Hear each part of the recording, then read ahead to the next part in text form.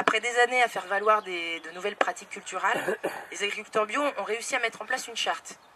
Un socle qui est le socle de notre détermination à ne pas laisser la terre mourir, les oiseaux disparaître et les légumes ne plus avoir de goût. Les consommateurs, petit à petit, se rendent compte des aberrations du système dominant. L'utilisation massive de pesticides, la monoculture, la dégradation des sols, de l'air, de l'eau.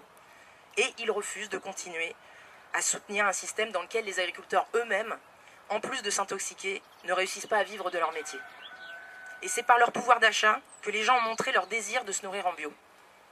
Et c'est cette demande grandissante qui est utilisée aujourd'hui comme prétexte pour expliquer le besoin de produire des tomates sous serre chauffée en plein hiver. Alors apparemment, on n'aurait pas le choix. Pourtant, il y a bien un cahier des charges bio et il est très clair. Dans ce cahier des charges, il est inscrit le respect des cycles naturels, l'utilisation responsable de l'énergie. Pour nous, ça devrait suffire. Apparemment, ce n'est pas encore assez clair pour un certain nombre de personnes qui ne pensent qu'aux bénéfices à court terme, sans se soucier des conséquences pour notre planète. Alors voilà, maintenant la question est posée à l'État. Notre ministre de l'Agriculture doit prendre position le 11 juillet prochain. Oui ou non, la France va-t-elle accepter de produire des tomates, et sans doute d'autres légumes, bio, hors saison, grâce à des serres chauffées? C'est ça la question. Une aberration qui est à la fois environnementale, agronomique et gustative. C'est une belle prise de considération de la problématique climatique. Moi, j'appelle ça de la non-insistance à planète en danger.